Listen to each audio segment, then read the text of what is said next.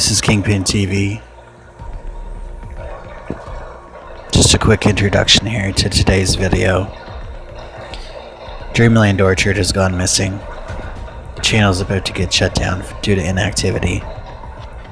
And he's currently harboring some legendary videos over there. So what I've gone ahead and done here is transferred one of the videos over, and we're going to be doing a few more over the next little while until we figure out what's going on over there.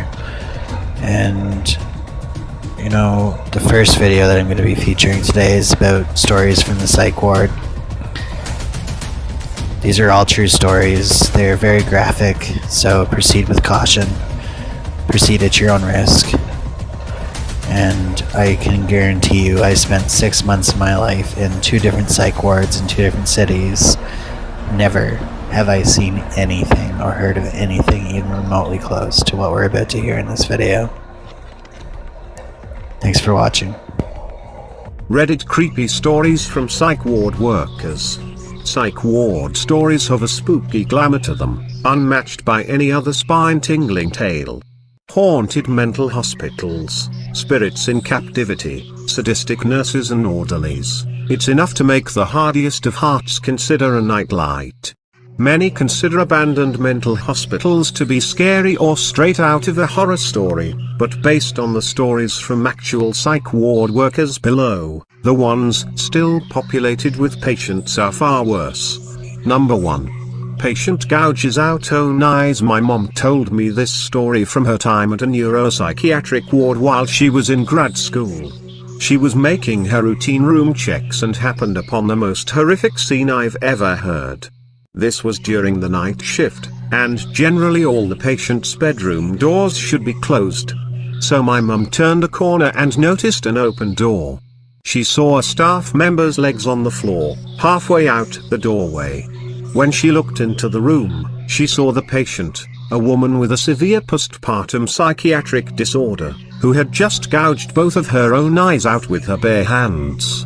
She was sitting cross-legged on the floor, holding her eyes in her hands. The first staff member to witness the scene, who was now lying face down on the floor, had a heart attack when he first witnessed the woman while he was making his rounds. My mom screamed for help, and frantically tried to perform CPR on the staff member. All the while, the woman just sat rather calmly, holding her own eyes. Number 2. Jane may be possessed. We had a young lady in our custody with quite a few issues. We'll call her Jane.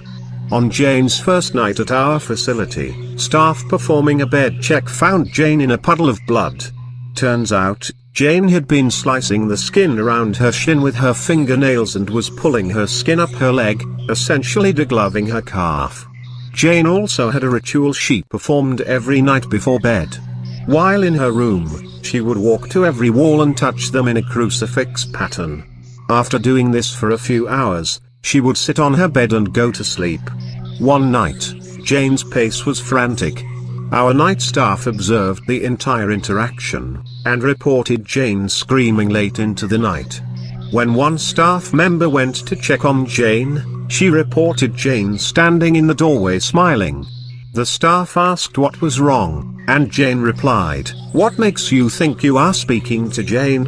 Number 3. Patient is, 2. Hot for teacher. I was a pharmacy technician at a hospital with a psych ward for some time. We would have to go around with a cart and dispense the patient's medications, and being a 5 feet 2 inches girl, a security guard or male nurse would accompany me, just as a precaution. I never had any real issues other than the occasional death grip onto my arm or manic outbursts, but there was one boy who was entirely different. His chart said he was 9 and he had pale skin, dark hair, and huge bright, green eyes.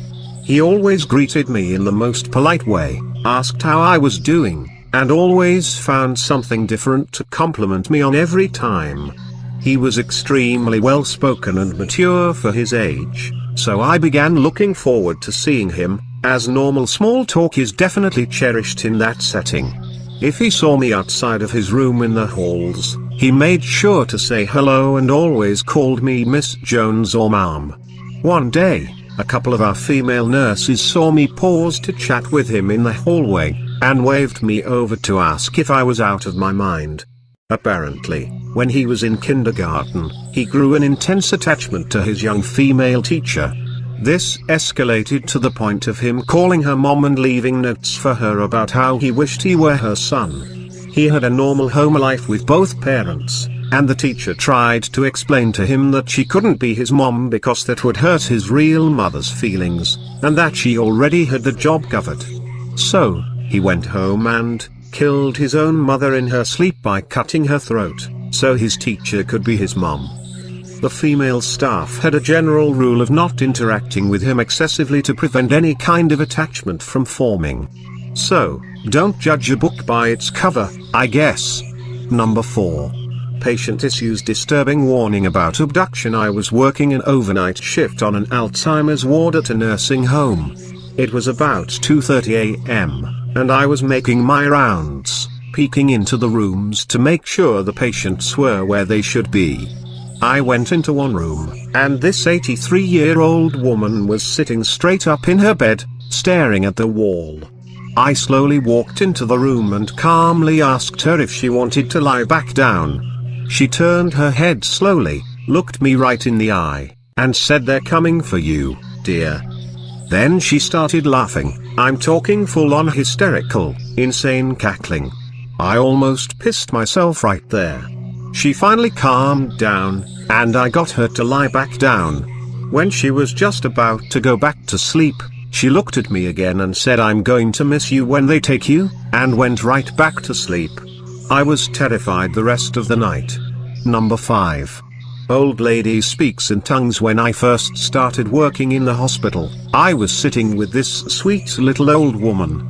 I had sat with her, talking about her family and such for 6 hours. Towards the end of my shift, 9 p.m., they decided she didn't need to have a heart monitor, so they transferred her to a different unit. Once we got to the new room, she started acting differently, just generally angry, I would say. Then all of a sudden, she tried to jump out of the bed, a big no-no at hospitals, so I immediately got up to stop her.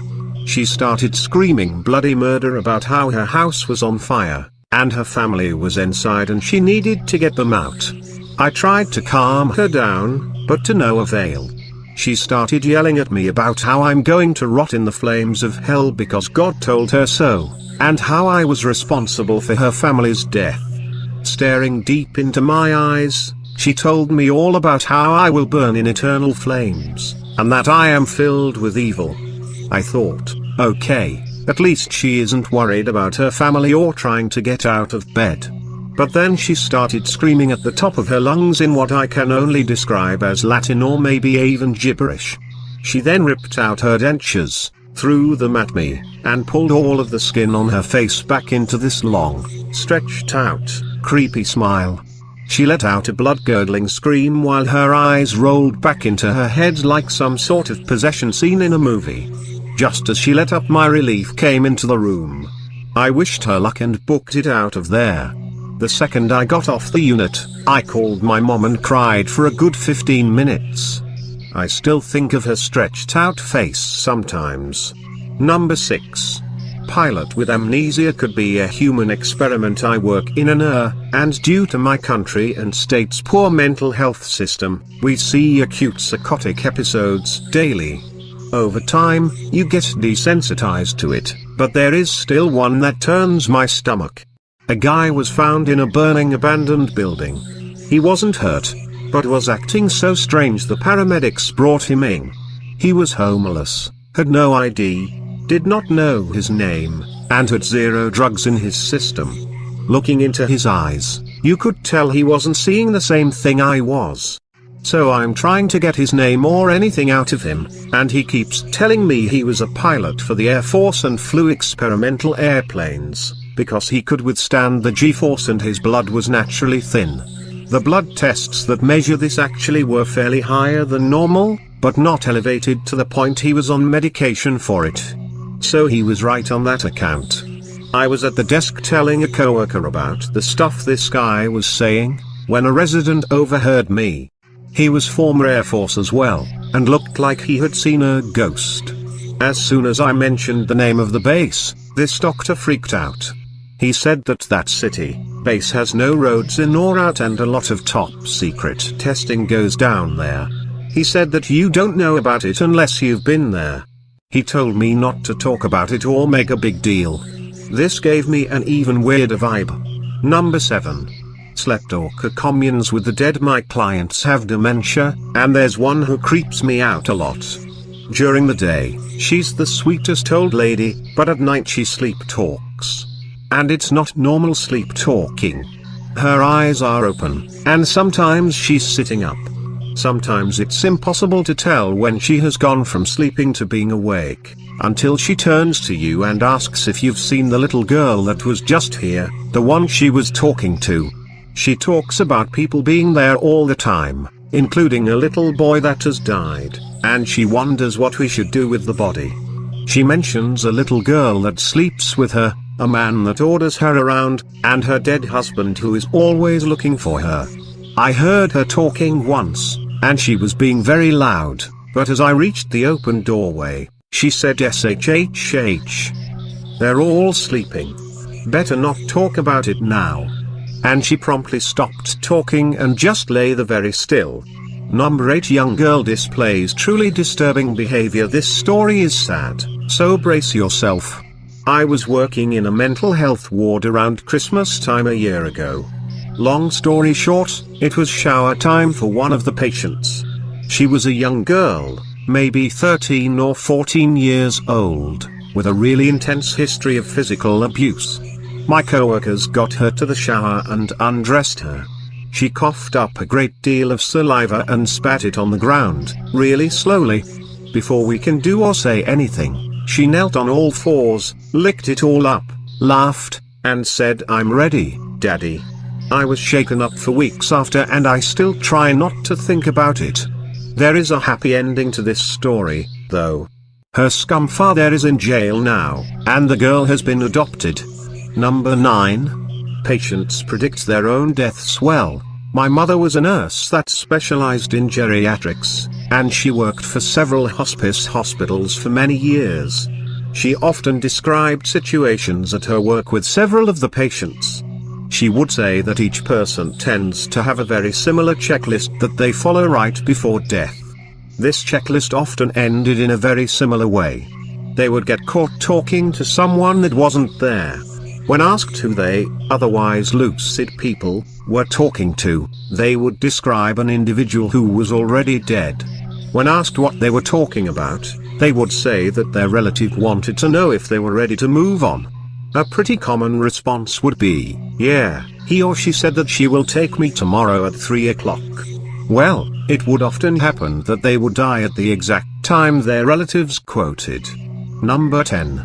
Sometimes it's scariest when they make sense. I had an hour-long conversion with a delusional guy who was confined to a mental health facility, and who was probably smarter than I am.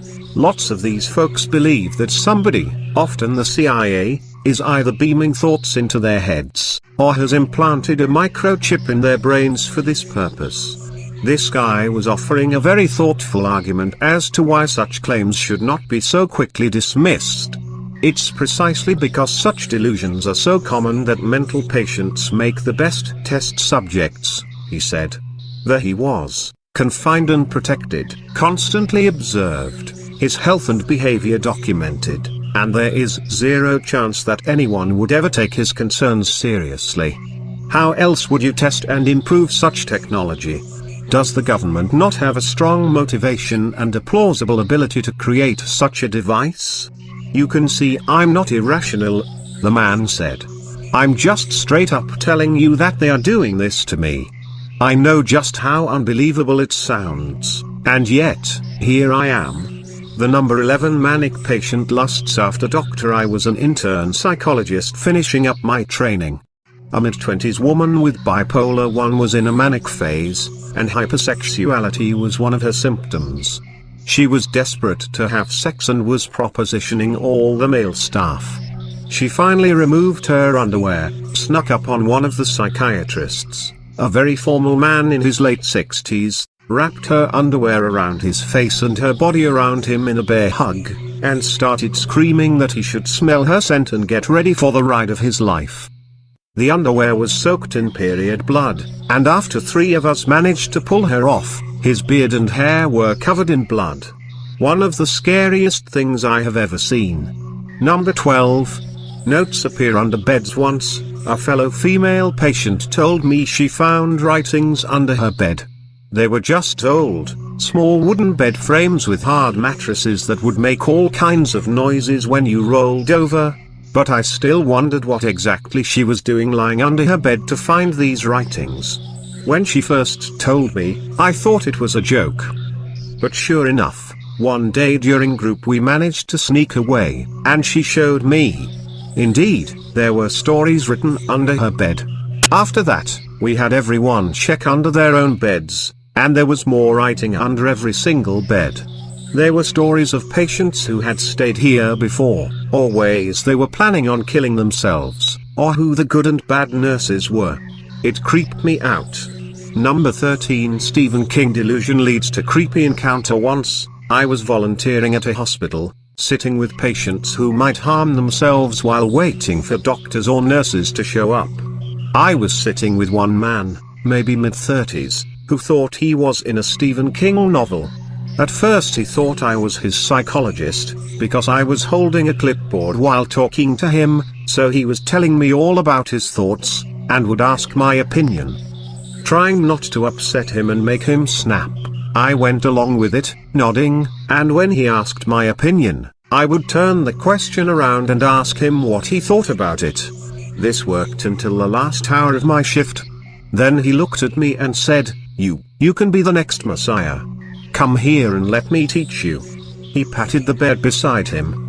I politely declined to sit near him. He then went silent for a moment and said, "I see."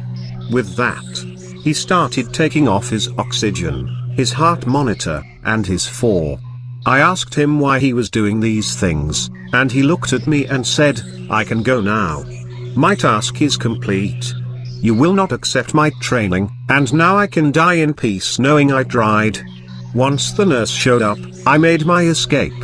Number 14. Mum misses her daughter since the psych ward was out of rooms. I had to spend my last couple of days sleeping in the corridor. First, one of the patients from the so-called screened part of the ward barged into the corridor, grabbed one of the other corridor patients, and began jabbering on about her parrot. She was then taken back to her room, after the nurses finished their coffee.